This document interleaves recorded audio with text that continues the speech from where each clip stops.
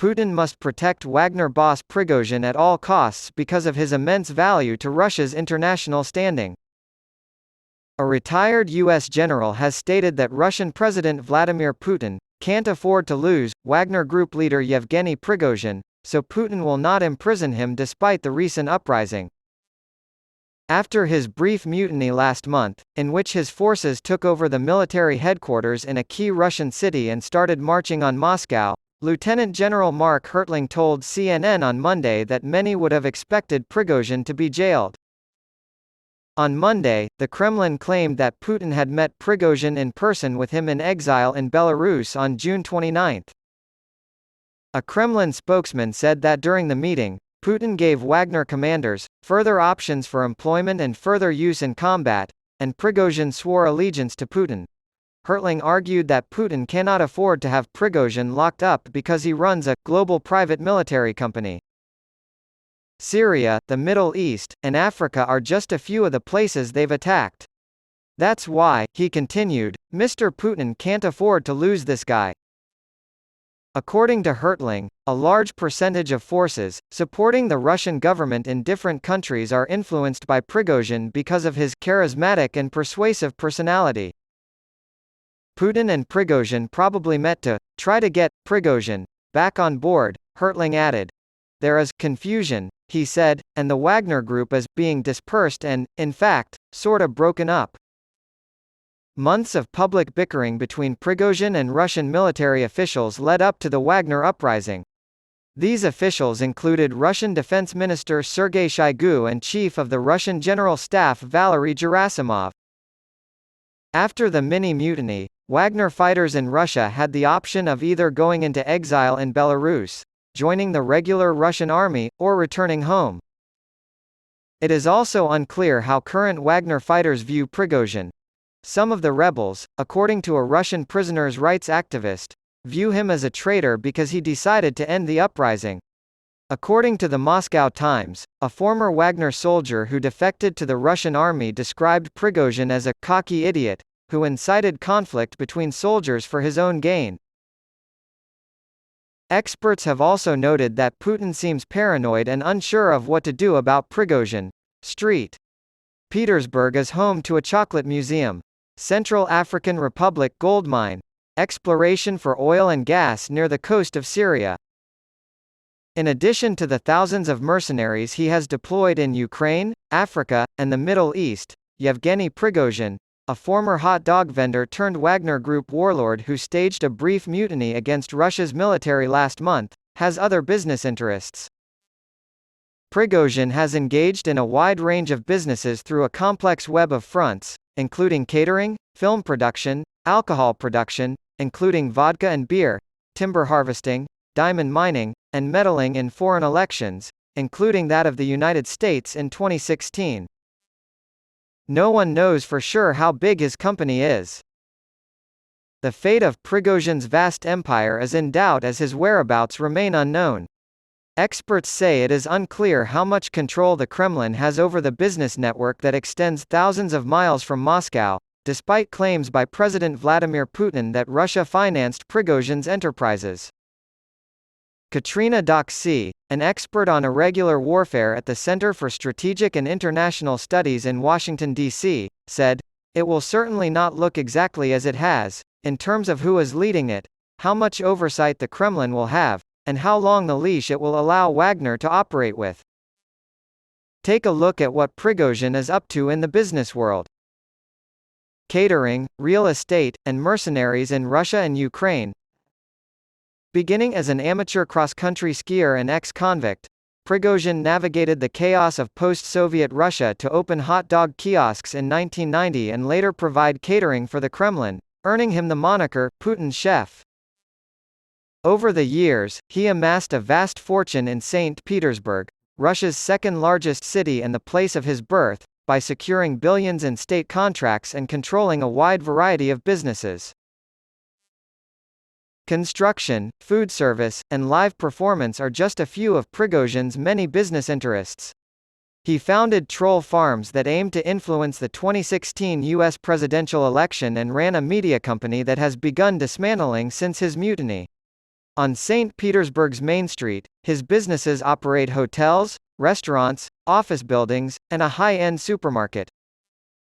It's unclear if his companies had consistent profit margins. While some have drowned, others have managed to stay afloat. Money from state contracts paid to some of Prigozhin's companies over the years helped fund his other endeavors, including dubious endeavors that appeared to have been ordered by the Kremlin. Marat Gabidolin, a former aide of Prigozhin's who fought for the Wagner Group before seeking asylum in France, said, "They were all interconnected. These vessels, in the sense of general management and in the sense of a possible flow of funds." According to official Russian media, the Wagner Group was paid nearly $10 billion by the Russian government. More than $10 billion in catering contracts were awarded to Prigozhin by the Kremlin. Wagner's fighting force may be able to remain mostly intact after intervention from Belarus autocratic leader Alexander Lukashenko last week. 5 days after the mutiny, Putin reportedly met with Prigozhin, according to reports made public on Monday. According to Kremlin spokesman Dmitry Peskov, further employment options were discussed for the mercenary group. Prigozhin admitted in June that he had funded Wagner's operations in Africa, Syria, and elsewhere with money from lucrative state contracts, but insisted that he had done so to pursue the interests of the Russian state. He uses state resources to pursue various projects, so it all works like a business model, Gabidolin said. And in addition to this, he will receive his own bonus. Africa. Private armies, gold, and timber investments. The provision of security for presidents, the propping up of authoritarian leaders, and the fighting of armed groups are Wagner's primary businesses in 5 African countries, ranging from the north in Libya to the south in Mozambique. Wagner serves as President Faustin Archange Touadera's personal bodyguard and military advisor in the Central African Republic. Wagner has used his influence in politics to advance the group's interests at the expense of the public, leading some to label this activity as state capture in the country. The United States claims that starting in late 2021, a military-led government in the West African country of Mali paid Wagner approximately $200 million in exchange for mercenaries to fight against groups affiliated with Al-Qaeda and the Islamic State group. According to White House officials, Wagner operatives also assisted in evicting a decade-long United Nations peacekeeping operation, which led to Mali having to rely almost entirely on Russia. Prigozhin's network of companies has a footprint in over a dozen nations beyond the mercenary industry. They also export timber, produce beer and vodka, operate a radio station, make action movies, and host a beauty pageant in addition to mining gold in Sudan and the Central African Republic. Prigozhin is connected to a company that owns and operates the largest gold mine in the Central African Republic and which has just signed mining permits there for the next 25 years. Hans Merkert, a researcher on minerals for the Brussels-based IPIS organization, estimates that the mine could generate $100 million in annual revenue for the group.